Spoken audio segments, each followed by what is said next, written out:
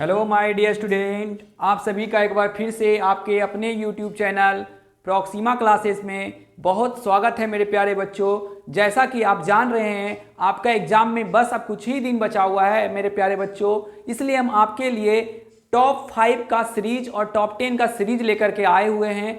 आज का जो टॉप 5 है मेरे प्यारे बच्चों, इससे आपको 5 मार्क्स कन्फर्म आएगा। ये टॉपिक इतना इंपॉर्टेंट है और इतना इजी है कि इसे आप छोड़ना नहीं चाहेंगे।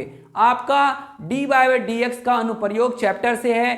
चैप्टर 6.1 और 6.2 से हम लिए हैं क्वेश्चन, वही क्वेश्चन लिए हैं जो आपके एग्जाम में आ सकता है। तो चलिए हम देर ना करते हुए आप आज के सेशन पे आते हैं।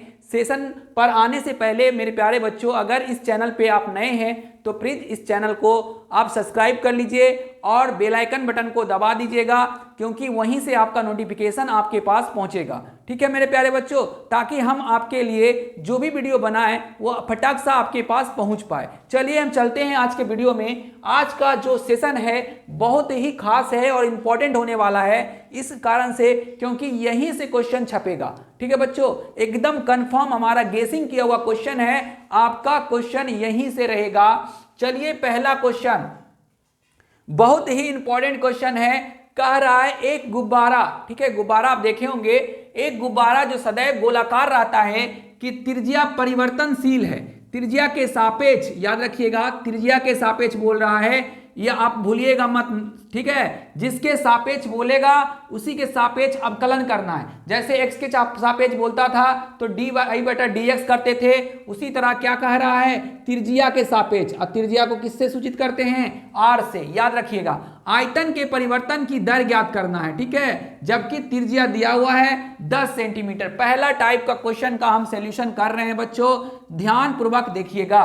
ठीक है, मान लेते हैं थोड़ा सा, माना कि गोले की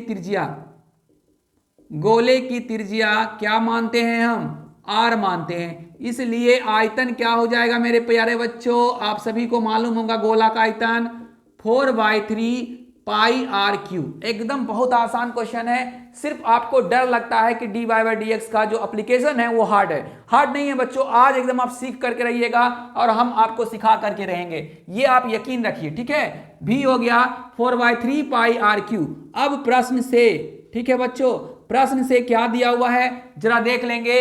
हमारा दिया हुआ है कि एक गुब्बारा जो सदैव गोलाकार रहता है कि त्रिज्या परिवर्तनशील है। ठीक है बच्चों, क्या है, त्रिज्या परिवर्तनशील है, त्रिज्या के सापेक्ष आयतन के परिवर्तन की दर ज्ञात करिए। यानी d/dr इंटू भी कह रहा है, यानी d/dr और भी का मान कितना है 4/3 πr3 है। ठीक है बच्चों, 4/3 पाई कांस्टेंट है, बाहर निकल जाएगा, बच क्या जाएगा r3 का डिफरेंशिएशन r के सापेक्ष करेंगे 3r²। आप जानते हैं डिफरेंशिएशन मेरे प्यारे बच्चों क्या हो जाएगा, 3r²। 3 कैंसिल आउट हो गया, 4 πr² आपका यहां पे बचा है मेरे प्यारे बच्चों। ठीक है, 4 πr²। अब देखिए क्वेश्चन बोल रहा है कि जब r बराबर कितना हो जाए, 10 सेंटीमीटर हो जाए, इसलिए आपका क्या हो जाएगा, dv/dr क्या होगा, परिवर्तन की दर ज्ञात करना है जब r क्या हो जाए, 10 सेंटीमीटर हो जाए। यानी 4 πr² के जगह हो जाएगा 10 का स्क्वायर। ठीक है, 4 पाई इंटू 100, ठीक है, यानी हो जाएगा 400 पाई सेंटीमीटर स्क्वायर प्रति centimetre. Answer is the right answer this question. ठीक है बच्चों, फटाक सा इसे आप नोट कर लीजिए। आपका एक क्वेश्चन, एक टाइप का क्वेश्चन कंप्लीट हो। कितना आसान क्वेश्चन था, जिसके सापेक्ष परिवर्तन कहेगा उसी के सापेक्ष डिफरेंशिएशन करना है, और जो कहेगा उसका फॉर्मूला हम लगा देंगे मेरे प्यारे बच्चों। ठीक है, इसी टाइप का है आपका टाइप 4। ठीक है, टाइप 1 और टाइप 4 लगभग समान है। हम देख लेते हैं पहले टाइप 4 ही, टाइप 4 हम देख लेते हैं मेरे प्यारे बच्चों, ताकि आपको समझ में आ जाए। चलिए टाइप 1 कंप्लीट, हम थोड़ा सा इसे हटा देते हैं। ठीक है, टाइप 1 जो है बहुत ही अच्छा क्वेश्चन था, इसको आप मिस नहीं करिएगा। अब टाइप 4 भी देख लीजिए। टाइप 4 क्या कह रहा है, क्वेश्चन हम पढ़ते हैं। कह रहा है वृत्त के क्षेत्रफल के परिवर्तन की दर ज्ञात करें। ठीक है, किसका कह रहा है, वृत्त के क्षेत्रफल के परिवर्तन की दर ज्ञात करें, जिसकी त्रिज्या r के सापेक्ष ज्ञात करें, जबकि r दिया हुआ है। चलिए माना कि फिर से टाइप 4 पहले चलते हैं बच्चों। माना कि वृत्त की त्रिज्या, 4 नंबर क्वेश्चन है, माना कि वृत्त की त्रिज्या, हम इसलिए ले रहे हैं ताकि समझ में आ जाए, त्रिज्या r मान लेते हैं, क्षेत्रफल, वृत्त का क्षेत्रफल सबको पता होगा बच्चों, वृत्त का क्षेत्रफल पाई r स्क्वायर, ठीक है। चलिए प्रश्न से किसके सापेक्ष बोल रहा है, त्रिज्या के सापेक्ष बोल रहा है, ठीक है। देख लीजिए त्रिज्या के सापेक्ष ज्ञात कीजिए, यानी डी ए बटा डी आर, ए डी बटा D R pi R square, ठीक है बच्चों। ये डिफरेंशिएशन होगा 2 पाई आर स्क्वायर का 2r, पाई कांस्टेंट वैसे ही रह जाएगा। अब बोल रहा है जब r इक्वल टू कितना है 3 सेंट, इससे आसान क्वेश्चन आपको कहीं नहीं मिलेगा। आप एनसीईआरटी का बुक निकालिए, आज निकालिए और 1 घंटा समय दीजिए, पूरा चैप्टर साफ कर दीजिए, ठीक है। चलिए r बराबर 3 सेंटीमीटर, तो हो जाएगा ये 2 पाई इंटू r 3 सेंटीमीटर, 6 पाई, ठीक है, 6 पाई सेंटीमीटर स्क्वायर बटा सेंटीमीटर हम लिख सकते हैं, काटेंगे सेंटीमीटर ही बचेगा। ये आपका आंसर हो गया मेरे प्यारे बच्चों, इज द राइट आंसर है, ठीक है। ये राइट आंसर है आपका। देख लीजिए कितना आसान था। एक क्वेश्चन हम और टाइप 5, ठीक है, हम पहले वही करा देते हैं, फिर हम दूसरे अगले टाइप में आएंगे, ठीक है। अगला क्वेश्चन हम चलते हैं मेरे प्यारे बच्चों, आप ध्यान से देखिएगा अगला क्वेश्चन को। अगला क्वेश्चन आपका है,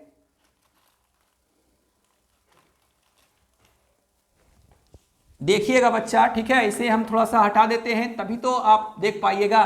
चलिए अगला क्वेश्चन आपके सामने हम लेकर के आ रहे हैं। अगला क्वेश्चन कह रहा है मेरे बच्चों कि एक वृत्त की त्रिज्या, ठीक है, फिर वृत्त कह रहा है, एक वृत्त की त्रिज्या 0.7 सेंटीमीटर प्रति सेकेंड की दर से परिवर्तित हो रहा है। अब देखिए थोड़ा सा परिधि ले आएगा, आपको सिर्फ 10th का फॉर्मूला क्षेत्रमिति का याद रखना है, क्वेश्चन आपको बनाने में कोई दिक्कत नहीं होगा मेरे प्यारे बच्चों। टाइप 5, ठीक है, ध्यान से देखिएगा क्वेश्चन। पहले कह रहा है एक वृत्त की त्रिज्या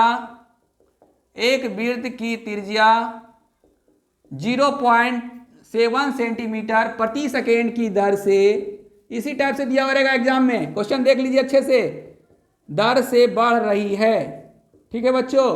इसकी परिधि की वृद्धि दर क्या होगा,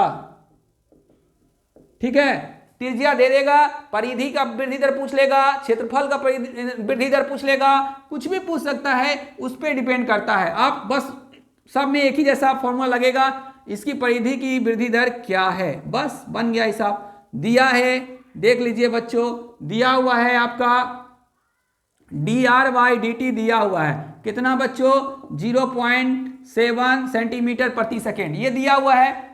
अब देखिए क्षेत्र, इसका जो परिधि है सरकमफेरेंस होता है, इसको c मानते हैं, 2 पाई r। अब किसके सापेक्ष चेंज हो रहा है, तो आपका जो है किसके सापेक्ष, समय के सापेक्ष। समय देख लीजिए, सेकेंड मतलब क्या हो गया, समय के सापेक्ष, तो हो जाएगा 2 dy/dt, c का वैल्यू दे देते हैं 2 पाई r, 2 पाई कांस्टेंट है और dy/dt r का डिफरेंशिएशन, 2 पाई dr/dt r का हो जाएगा 1, ठीक है बच्चों। 2 पाई dr/dt का मान कितना आसान है, आज एकदम तोड़ दीजिए धर करके, ठीक है, एकदम मिस नहीं करिएगा।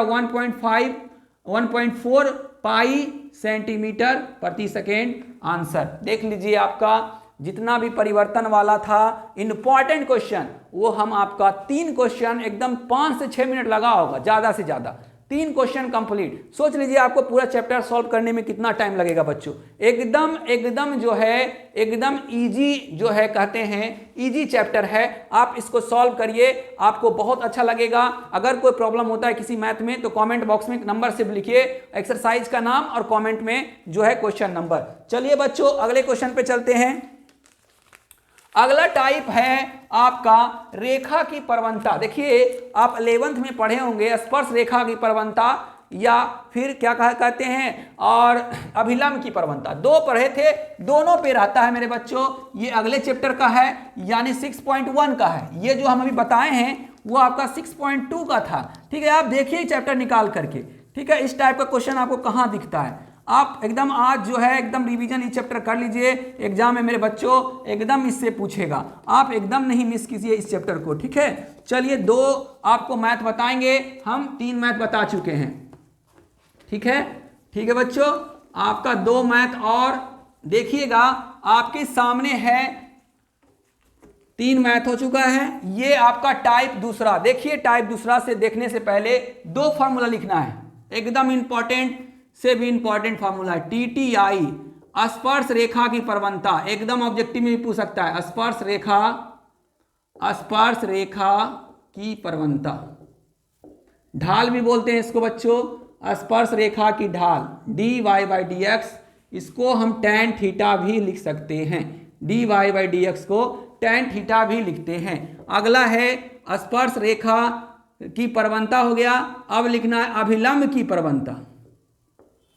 अभिलंब की प्रवणता, अगला फॉर्मूला है मेरे बच्चों -1/d/dx, अभिलंब की प्रवणता। ये 2 फार्मूला अगर आपको याद हो गया, अगर ये 2 फार्मूला याद हो गया तो पूरे एक चैप्टर कंप्लीट होगा और आपका जो है 3 से 5 मार्क्स ऑब्जेक्टिव मिला करके 3 से 5 मार्क्स आपका जो है मेरे बच्चों कंप्लीट होगा। चलिए तो हम दूसरे नंबर क्वेश्चन पे चल रहे हैं। देखिएगा दिया है, ध्यान से देखिए बच्चों, सिर्फ देखना है। x बराबर दिया हुआ है a cos q थीटा।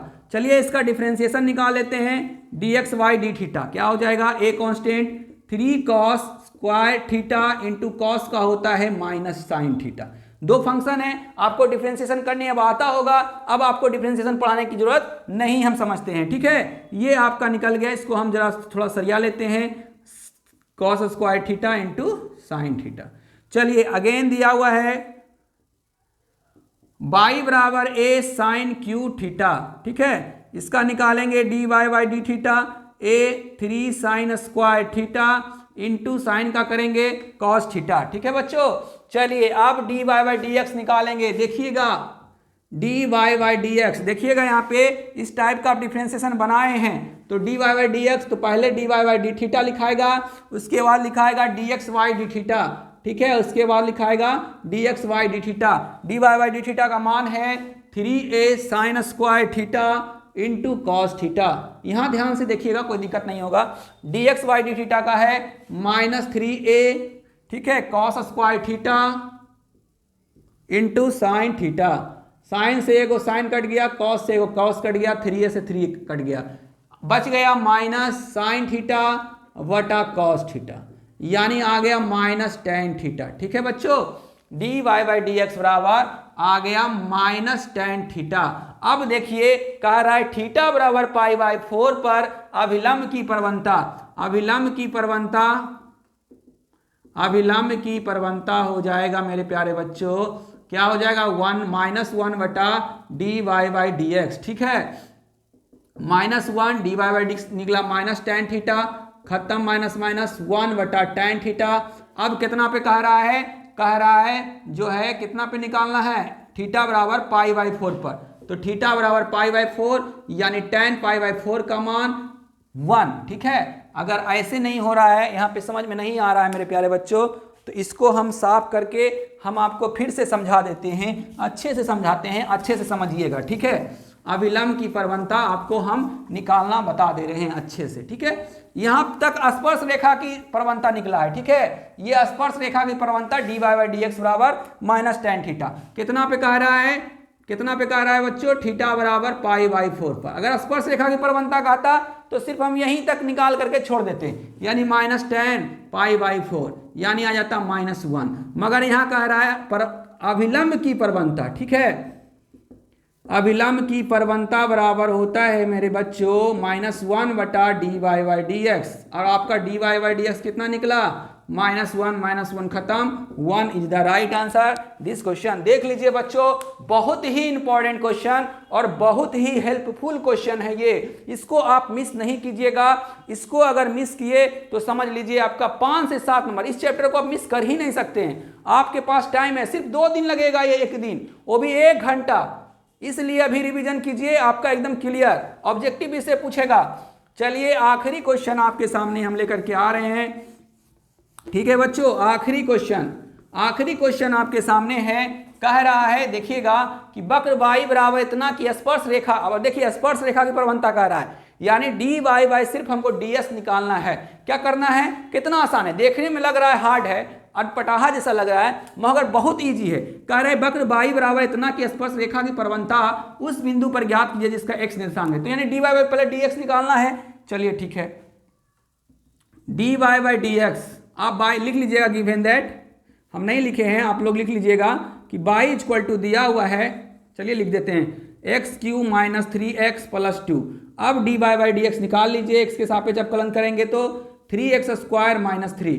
अब कह रहा है जब x निर्देशांक मतलब क्या, x बराबर कितना दिया हुआ है 3 दिया हुआ है बच्चा, ठीक है। अगर y निर्देशांक किसी में बोलेगा तो y इक्वल टू उतना हो जाएगा, ठीक है मेरे प्यारे बच्चों। चलिए x इक्वल टू 3 तो हो जाएगा dy by dx x equal to 3। बहुत आसान है, 3 इंटू 3 का स्क्वायर माइनस 3 9 माइनस 3, ठीक है बच्चों। 9 या 27 माइनस 3 कितना आ जाएगा 24 is the right answer this question. देख लीजिए बच्चों आपके सामने है, आपका 5 क्वेश्चन हम इतना जल्दी कर दिए हैं कंप्लीट जितना आप सोच भी नहीं सकते हैं। ये 5 क्वेश्चन को आप बार बार रिवीजन कीजिए और इस फॉर्मूला को खास करके इन 2 फॉर्मूला पे आपका ऑब्जेक्टिव भी रहेगा और सब्जेक्टिव भी रहेगा, ये आप कंफर्म रहिए। तो आप जो है इस क्वेश्चन को अच्छे से कीजिए और आपके चैप्टर में जितना क्वेश्चन है सब का सब आप जो है अभी जाकर के आप बनाएंगे, ठीक है बच्चों। अभी का अभी जाकर के आप इसको बनाएंगे, इसे नोट कर लीजिए अच्छे से। अगर ये आपको वीडियो हेल्पफुल लगा है तो प्लीज़ वीडियो को लाइक कर दीजिए और अगर आप इस चैनल पर नए हैं तो सब्सक्राइब कर लीजिए और बेल आइकन को दबा लीजिए मेरे प्यारे बच्चों। आज के लिए आप यहीं समाप्त कर रहे हैं। वीडियो देखने के लिए आपका बहुत बहुत धन्यवाद। थैंक यू मेरे बच्चों।